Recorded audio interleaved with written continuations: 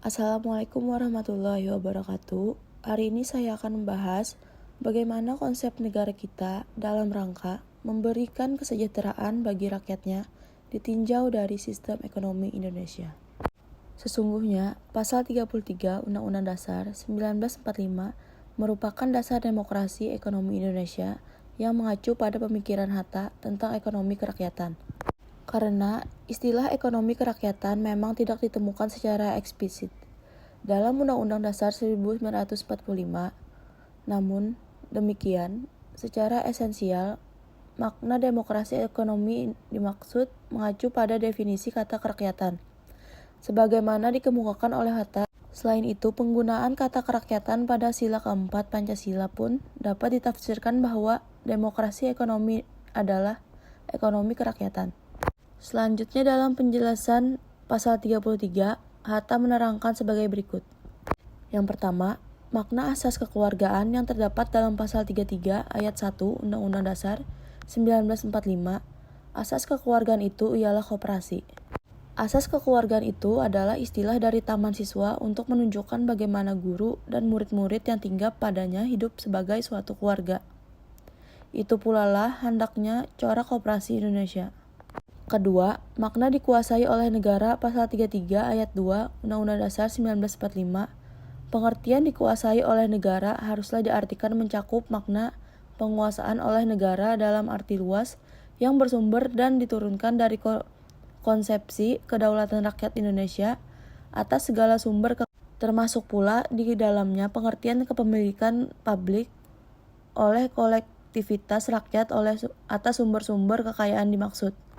Rakyat secara kolektif itu dikonstruksikan oleh Undang-Undang Dasar 1945, memberikan mandat kepada negara untuk mengadakan kebijakan atau bilaid dan tindakan pengurusan atau Bestuurswet, pengaturan atau Regelendet, pengelolaan atau Beheerswet, dan pengawasan untuk tujuan sebesar-besarnya kemakmuran rakyat.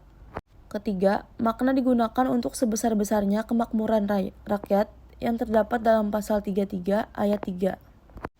Keempat, makna demokrasi ekonomi yang terdapat dalam pasal 33 ayat 4.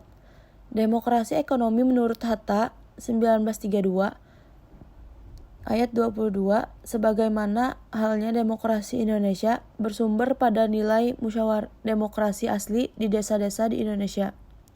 Ada 3 unsur demokrasi di Indonesia. 1. Musyawarah, 2. Kemerdekaan berpendapat, dan 3. Tolong-menolong.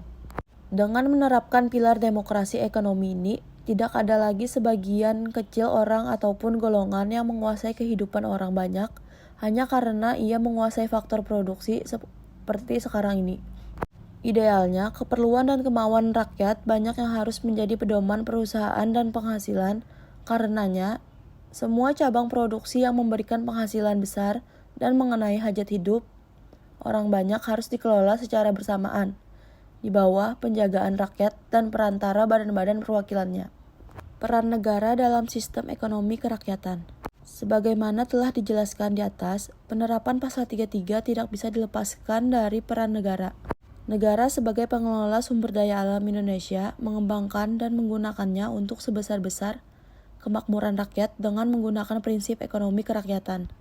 Oleh karena itu, jika dipahami secara keseluruhan pasal 33 Undang-Undang Dasar 1945, maka hubungan antara sistem ekonomi kerakyatan, sumber daya alam, dan cabang-cabang produksi penting serta negara untuk kesejahteraan masyarakat tergambar sebagai berikut. Negara berkewajiban untuk mengelola sumber daya alam atau SDA dan cabang-cabang produksi penting menggunakan sistem ekonomi kerakyatan untuk kesejahteraan seluruh rakyat Indonesia.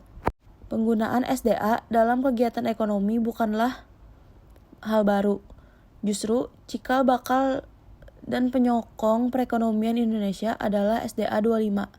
Saat ini lebih dari 50% rakyat Indonesia hidup di pedesaan, yang kehidupannya tergantung kepada hasil alam, dan di antara mereka bahkan masuk kategori miskin yang menurut statistik awal 2012 mencapai 15,72%.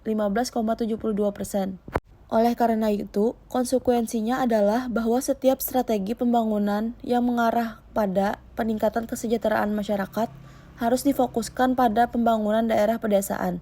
Mengutamakan pembangunan di desa tidak berarti seluruh dana dan daya dipusatkan dan diarahkan kepada pembangunan desa, dengan menelantarkan daerah kota.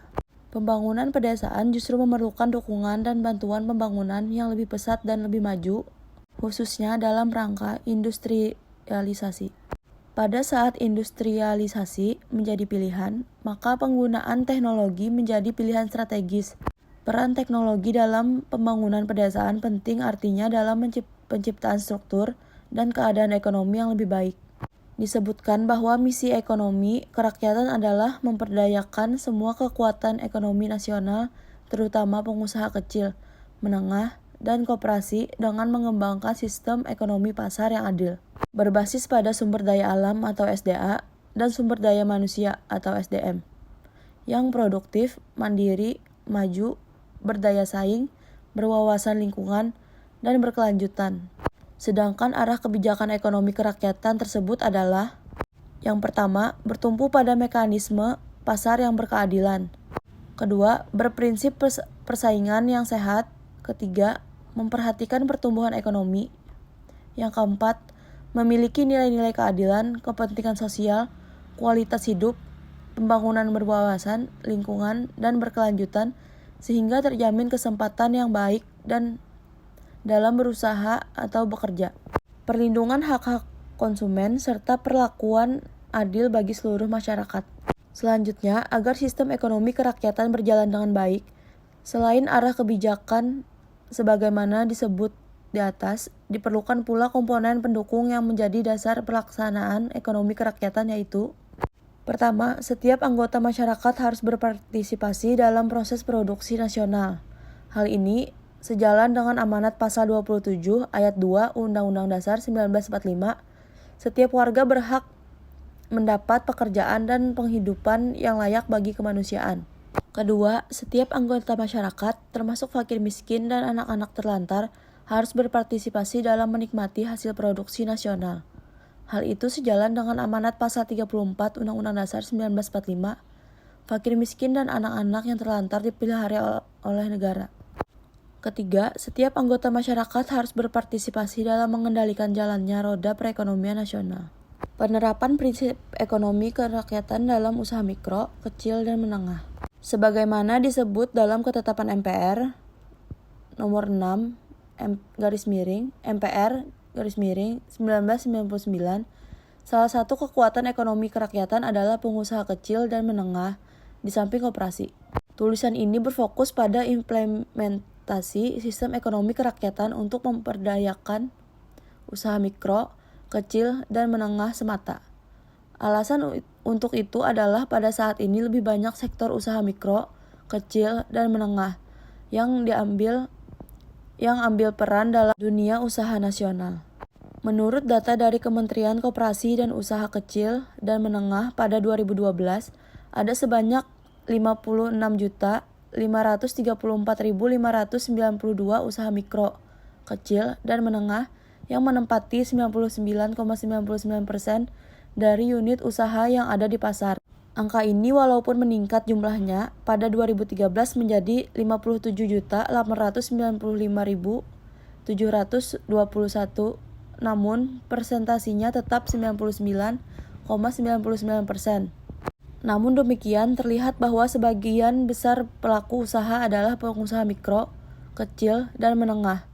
Pengertian dan pembatasan usaha mikro, kecil, dan menengah diatur dalam Undang-Undang Nomor 20 Tahun 2008 tentang usaha mikro, kecil, dan menengah, memberi batasan tentang usaha mikro, usaha kecil, dan usaha menengah sebagai berikut. Usaha mikro adalah usaha produktif milik orang perorangan dan badan usaha perorangan memenuhi kriteria: A. Memiliki kekayaan paling banyak 50 juta rupiah, tidak termasuk tanah dan pembangunan tempat usaha, atau B. Memiliki hasil penjualan tahunan paling banyak 300 juta rupiah. Usaha kecil adalah usaha ekonomi produktif yang berdiri sendiri. yang dilakukan oleh orang perorangan atau badan usaha yang bukan merupakan anak perusahaan atau bukan cabang perusahaan yang dimiliki, dikuasai, atau menjadi bagian baik, langsung maupun tidak langsung, dari usaha menengah atau usaha besar yang memenuhi kriteria. A. Memiliki kekayaan bersih lebih dari 50 juta rupiah sampai dengan paling banyak 500 juta rupiah, tidak termasuk tanah dan pembangunan tempat usaha. Atau B. Memiliki hasil penjualan tahunan lebih dari 300 juta rupiah sampai dengan paling banyak sebesar 2,5 miliar rupiah. Usaha menengah adalah usaha ekonomi produktif yang berdiri sendiri, yang dilakukan oleh orang perorangan atau badan usaha yang bukan merupakan anak perusahaan atau cabang perusahaan yang dimiliki, dikuasai, atau menjadi bagian baik langsung maupun tidak langsung dengan usaha kecil atau usaha besar dengan kriteria sebagai berikut. A. Memiliki kekayaan bersih lebih dari 500 juta rupiah sampai dengan paling banyak 10 miliar rupiah, tidak termasuk tanah dan bangunan tempat usaha. Atau B. Memiliki hasil penjualan tahunan lebih dari 2,5 miliar rupiah sampai dengan paling banyak 50 miliar rupiah. Berdasarkan kriteria di atas, jelas bahwa yang dijadikan ukuran sebagai kriteria usaha mikro, kecil, dan menengah adalah besar modal dan keuntungan perusahaan. Dikaitkan dengan konsep ekonomi kerakyatan di atas, maka pemberdayaan UMKM sangat memungkinkan menggunakan konsep yang dimaksud, seperti yang diutarakan oleh Jack Werdaja. Salah satu kriteria ekonomi kerakyatan adalah keikutsertaan rakyat dalam kepemilikan, proses produksi, dan menikmati hasilnya. Namun demikian, dari 8 kriteria yang diusulkan, penerapan sistem koperasi sebagai pemeran utama menjadi tantangan terbesar. Dalam pemikiran Werdana, maka idealnya UMKM diberdayakan melalui sistem koperasi. Itulah sedikit penjelasan dari saya, semoga bermanfaat. Sekian dan terima kasih.